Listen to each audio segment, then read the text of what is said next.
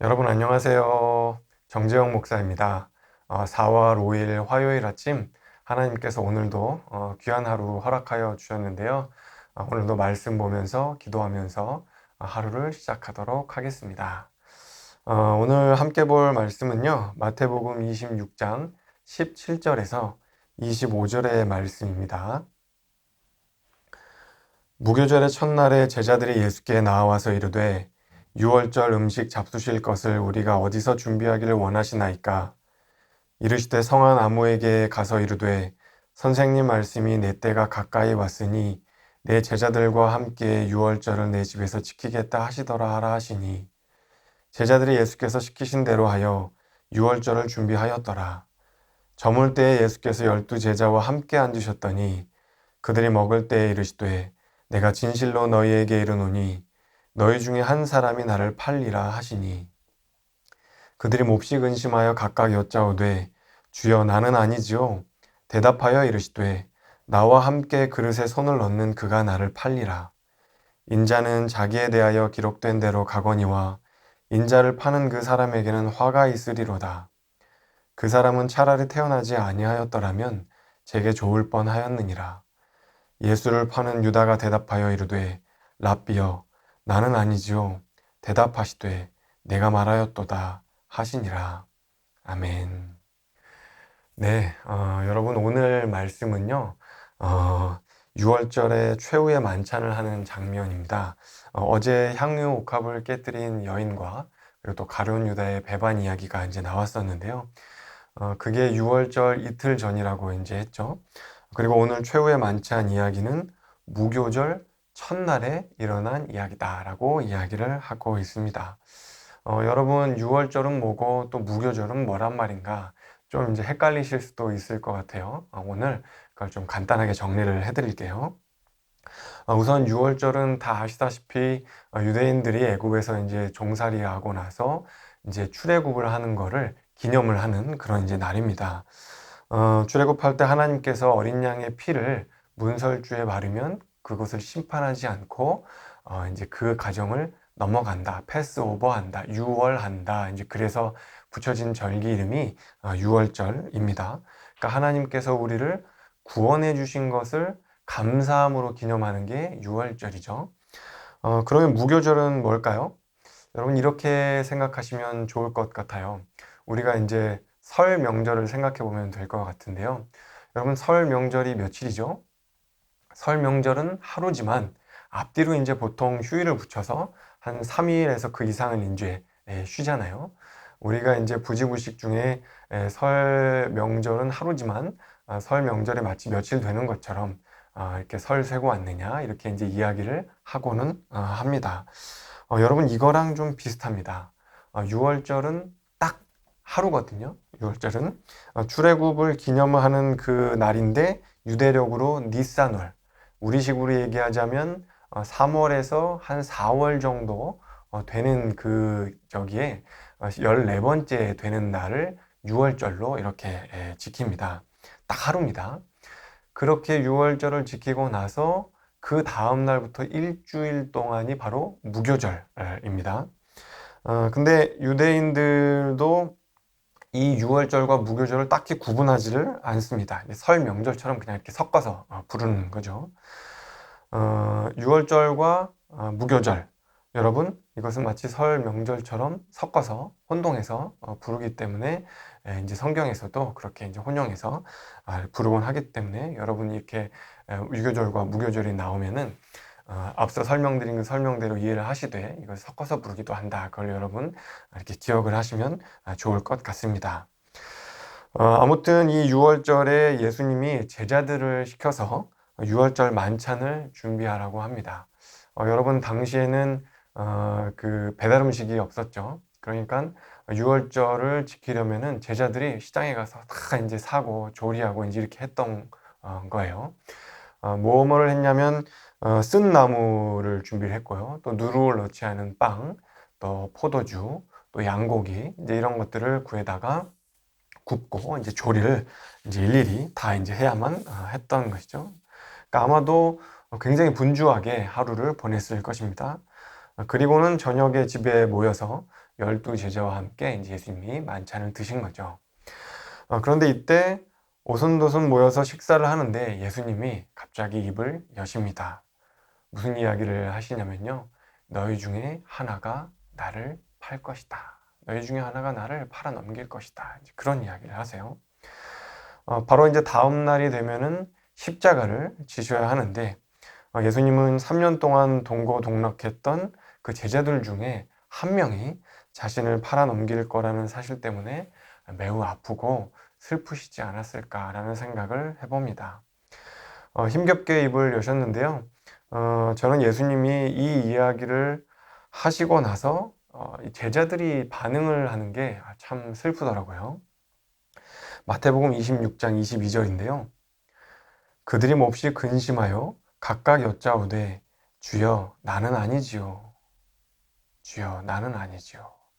여러분 제자들이 어떻게 했다고 하고 있죠? 몹시 근심했다고 이야기를 하고 있습니다. 그리고 예수님께 되묻기도 해요. 저는 아니죠? 저는 아니죠? 이렇게 되묻기도 합니다. 여러분 제자들이 왜 근심을 했을까요? 예수님이 메시아고 그 메시아 되심에 대한 확신이 있다면 그렇게 몹시 근심하고 나는 아니지요? 이렇게 묻지는 않았겠죠. 저는 예수님을 넘기지 않을 겁니다. 저는 예수님을 죽기까지 따르겠습니다. 이렇게 이제 이야기했어야 마땅할 것만 같은데 제자들은 그렇게 이야기하지를 못했습니다. 여러분 이런 것 같아요.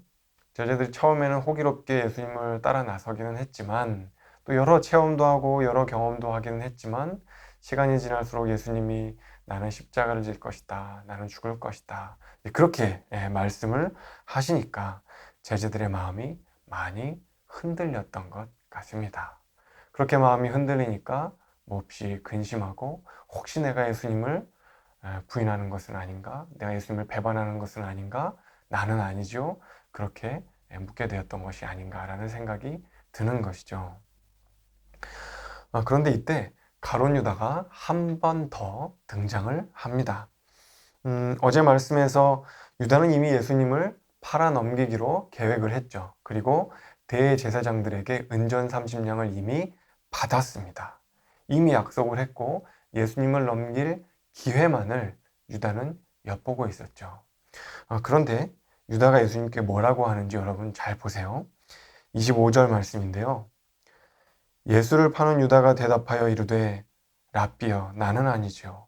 대답하시되 내가 말하였도다 하시니라. 저는 이 대목을 볼 때마다 참 마음이 아픕니다. 유다는 이미 예수님을 팔아넘길 계획을 세웠고 또 은전 30냥을 받았는데 뭐라고 이야기를 하고 있냐면 나는 아니죠. 나는 아니죠. 자신은 그런 사람이 아니라는 것처럼 천연덕스럽게 이야기를 하는 거예요. 나는 아니죠. 유다의 중심을 꿰뚫어보고 계신 예수님이 이 이야기를 듣고 여러분 얼마나 슬프셨을까요? 지난 3년 동안 동고동락했던 제자잖아요. 함께 갈릴리 바다의 폭풍우를 건너기도 했고 함께 사람들로부터 욕을 먹기도 했고 또 하나님 나라의 놀라운 이적을 함께 체험했던 제자들이기도 하잖아요. 그런데 미간의 미동조차 없이 유다는 자기는 아닌 것처럼 그렇게 이야기를 합니다.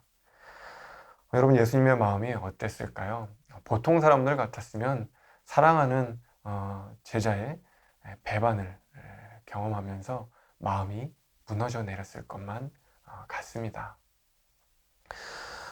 헬무트 틸리케라는 그 독일의 신학자가 있어요. 세계대전 당시에 나치 히틀러에 이제 저항을 했던 그런 이제 신학자인데요. 이분이 어떤 한 이야기를 들려줍니다. 어떤 사람이 나치 히틀러에 반대하며 저항 운동을 하다가 감옥에 가게 이제 되었다는 거예요. 나치는 이제 그 사람을 독방에 가둬두고 채찍질하고 때리고 이제 온갖 고문을 다 했다는 것이죠. 그런데 놀랍게도 이 사람은 그 나치 히틀러의 고문에도 굴하지 않고 꿋꿋하게 버티면서 몇 개월 동안 그 고문을 다 이제 이겨냈다고 하는 겁니다.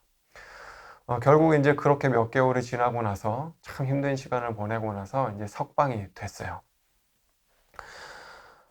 비록 육체적으로는 영양실조에 이제 걸릴 정도로 이렇게 힘겹게 이제 지냈지만 또 정신적으로는 전혀 이제 흔들림 없이 계속 이제 히틀러에 반대를 했다고 합니다. 석방이 된 후에도 이제 그랬다는 것이죠.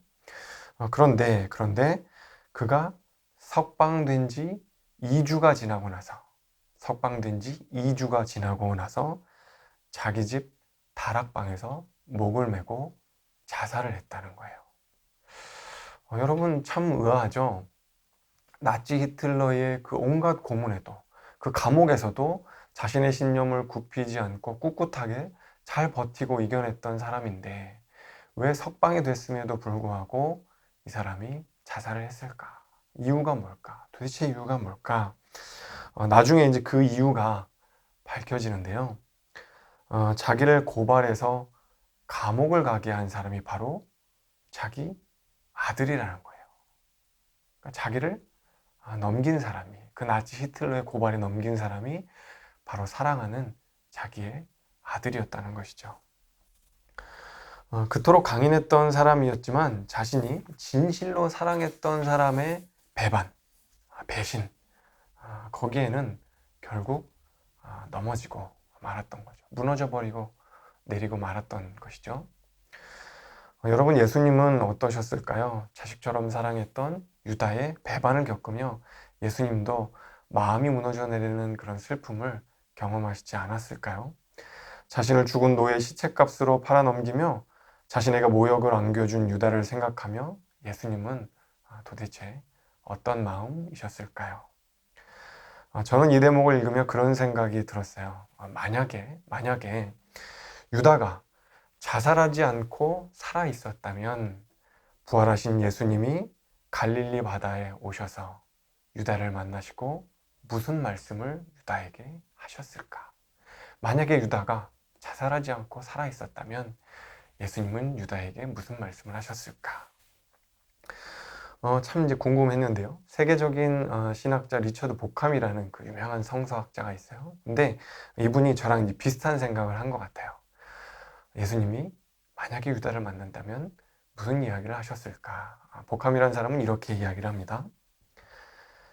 최소한 말할 수 있는 한 가지는 유다가 받아들이기만 했다면 모든 사람들에게 값없이 베푸시는 하나님의 용서가 유다에게도 주어졌을 것이란 사실이다. 베드로에게 용서가 베풀어진 것처럼 말이다. 분명 가룟 유다의 죄는 끔찍했지만 그렇다고 하나님의 사랑이 품지 못할 죄는 아니었다.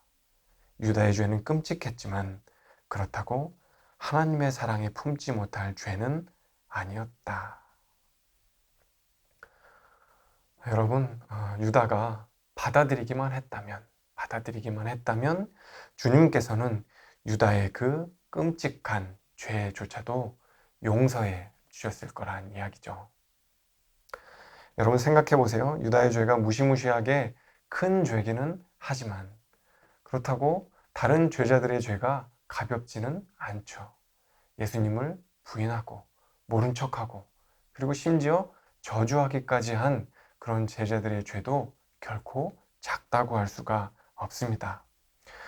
그런데 그런 제자들을 주님께서 용서해 주셨다면 예수님은 아마도 유다의 죄조차도 용서해 주셨을 것이란 사실이죠. 어쩌면 주님은 유다가 마음을 돌이키기를 간절히 바라시면서 유다와 이야기하셨을는지도 모르겠습니다.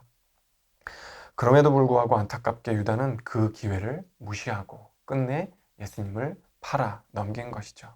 그리고 훗날 그는 죄책감을 이기지 못하고 자살을 하는 선택을 하고 맙니다. 여러분 오늘 이거 하나 기억하시면 좋을 것 같습니다. 베드로를 비롯해 우리는 다 사실은 실패한 사람들이라는 거죠. 유다만이 아니라 수제자 베드로도 그 어느 누구도 우리의 죄와 허물을 보면 아무런 소망이 없는 사람들이에요. 하지만 베드로와 유다가 이제 다른 점이 있죠. 여러분, 뭐가 다를까요?